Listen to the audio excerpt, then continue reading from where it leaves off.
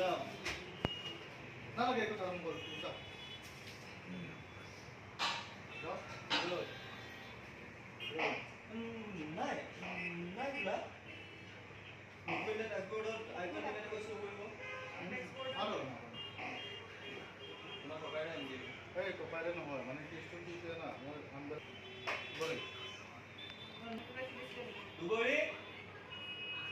কি লক্ষী সব ইয়াতে কি হ'ল পানী খাবলগীয়া হৈছে যে সিনটো ইমান বেছি ইজি এটা পানী খুৱাই দিছে সিনটো ও বাপ দে ফিফটি দে বৰ কষ্ট পাইছো বুদ্ধি কৰি যে লোকৰ চাইনবিলাক লৈ আছে কিয়